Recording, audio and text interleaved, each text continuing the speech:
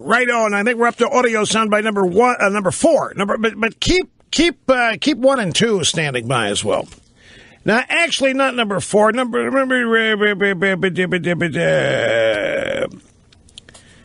I don't know now. I thought it was in order. Just a second here. The pages are sticking together. Well, I'll figure it out and just said maybe number 10. Anyway, greetings, my friends, and welcome back. You're tuned to the most listened to radio talk show in America. You are tuned to the most talked about radio talk show in America and the most talked about host. Happily here at 800-282-2882, the email address, lrushbo@eibnet.com. Now, this business on the narrative is just something that I learned. I'm like everybody else. I was naive about, well, practically everything. Everybody's naive about things growing up until they learn the truth of things. And my understanding of journalism was that it was biased. I knew that it was biased in favor of the Democrat Party growing up and then of liberalism as I got older. And I knew that they tried to make a point of convincing everybody they were objective. And then when the lid got blown on that, and they would admit that, well, okay, objectivity, that's kind of hard for any human being to be. Then they said, no, but we're fair. Now, I've always thought that being objective in any business as an adult is a really difficult thing to do if you are informed. If you are informed and if you care about things, if you're a caring person, and if you have an interest in the outcome of events, like we all do, then objectivity is a really, really tough thing, because what it really means is you must act totally divorced from whatever it is as a journalist that you're talking about.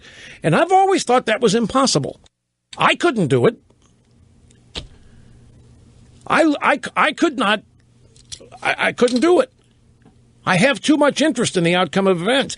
I'll tell you a little story. When I left the baseball team, Kansas City Royals, back in 1983, and decided to go back into radio because that's what I loved, and it's also what I thought I did best. So I therefore thought that's what would make me the happiest. I decided also to go back to radio in spoken word formats rather than as a DJ playing music, because I wanted to find out once and for all if I could be the reason people would listen to the radio, not the music and not promotions and contests and whatever else. And the only way to do that was in spoken word. So there happened to be an all-news station that I was lucky enough to be hired at or by. And I was working in the afternoon, supposedly doing the news. And I would throw little comments. I just couldn't help it. I throw little comments in the news. I'm talking about not local news. That was left somebody else. And they'd call me and say, you can't do that. As a reporter, you must keep your opinions out of the news. I said, why? Peter Jennings puts his in every night. And the program director, no, he doesn't. I said, yes, he does. Have you ever seen him raise an eyebrow? What do you think that is? You ever seen him put a scowl on his face when he was talking about any Republican? What do you think that is? But opinionated journalist. Well, I don't care, Peter Jennings. You can't do it. And I said, I'll try, but it's hard not to. And it really was hard not to. So anyway, I couldn't, and so they gave me a commentary. They took me off the news and gave me a 90-second commentary that would run throughout the day that I would write and record, and I loved that. I really, really got into that. Ended up being fired because of it. It was too controversial. And the controversy was my opinion. It wasn't controversial because of what the opinion was. It was just that I had one. And this is 1984, very uncomfortable. 83, they're very uncomfortable with it. It's a long time ago in these terms. So, but the point is, I didn't know anything about narratives. I didn't know about how journalism was actually taught in journalism school. I knew there were J schools, but I thought most people wanted to be journalists because of Woodward and Bernstein or because of 60 Minutes. And at that time, most of them did, and maybe still do in some sense.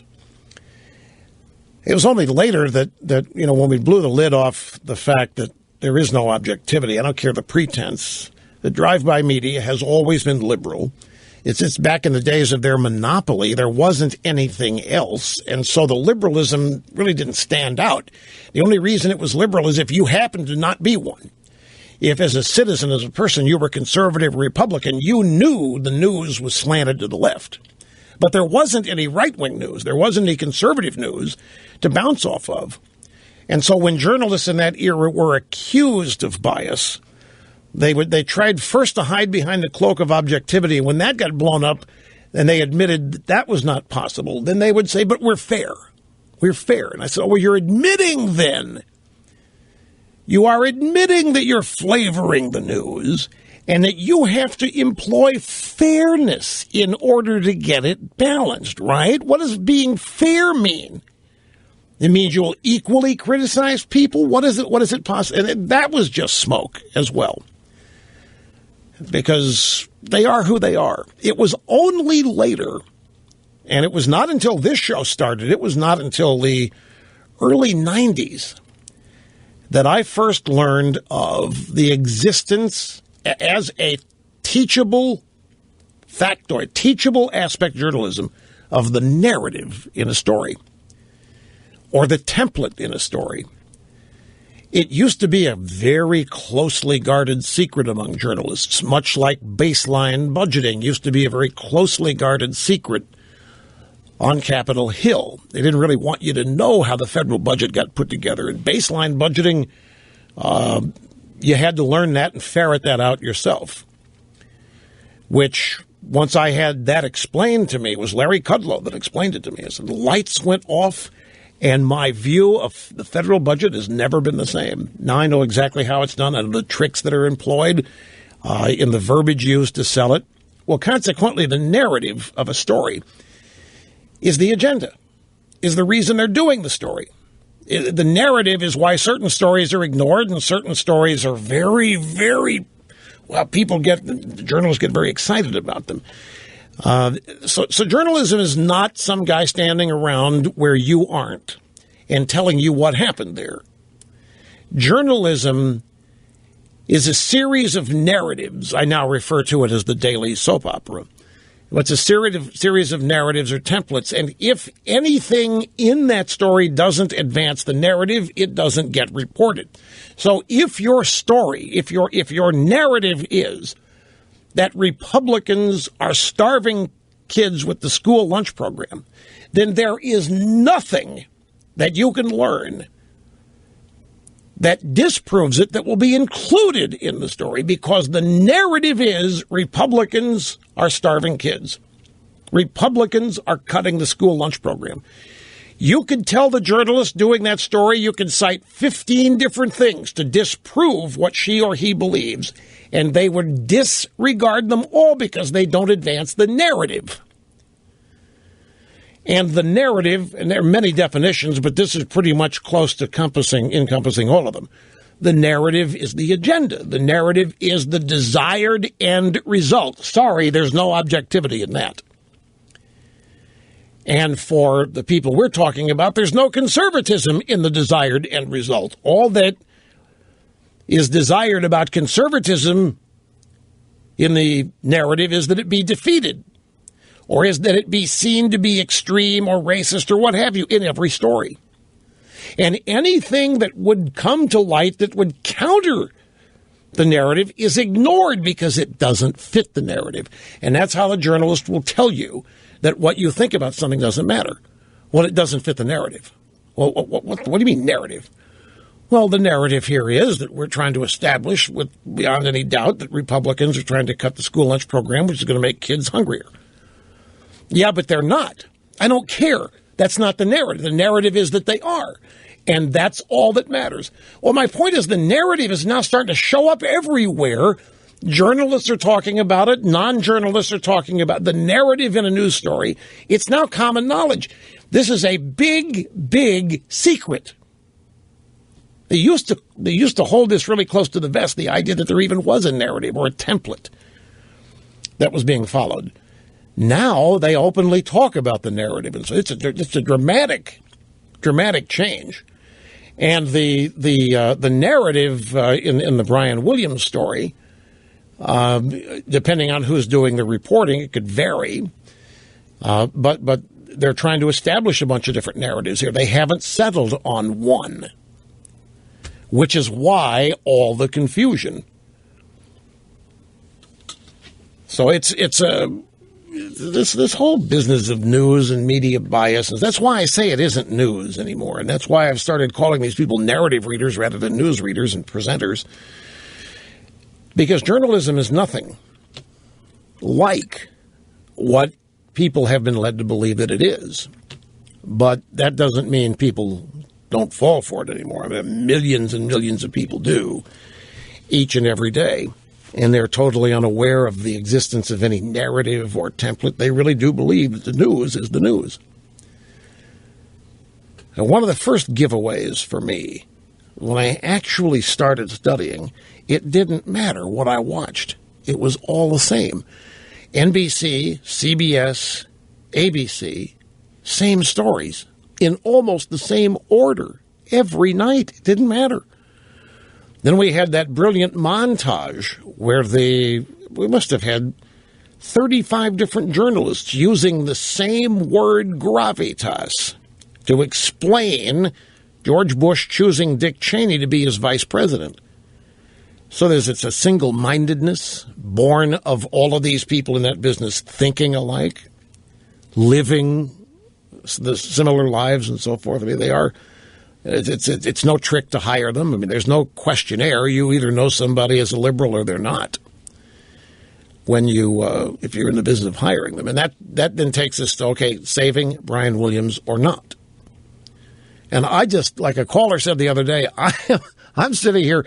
It is indicative of significant change that there's even a chance he could be kept in the nightly news anchor chair. The fact that remains a possibility indicates just how dramatically the whole concept of news has changed and its place in our culture.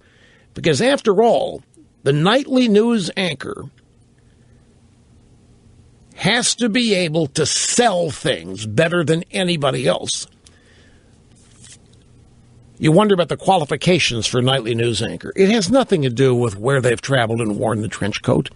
It has nothing to do with the suffering they've seen. It has nothing to do with the stories they've covered for the 30 previous years. It has nothing to do with seeing war-torn strife, and nothing to do with seeing poverty. That's all part of the smoke and mirrors myth that creates the larger-than-life image of the anchor. All that matters is, can they effect the proper facial expression with the proper tone in voice, given what it is that is being reported or narrated, as it were?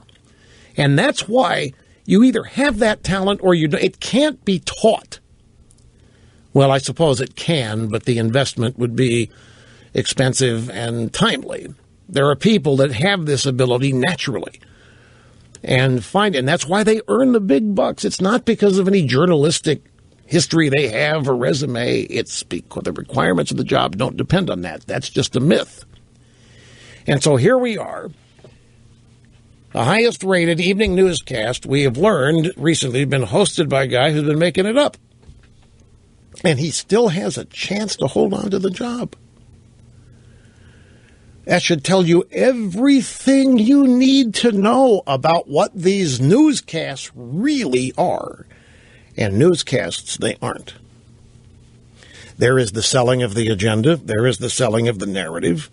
There is the required ability to cast the opposition in negative terms effectively and with very little verbiage being used. There is it's basically reading and getting the words on a prompter right with the proper facial expressions. And I'm not diminishing this at all. Now, the latest out of New Orleans, Brian Williams said a number of things. I stayed at the Ritz-Carlton down there.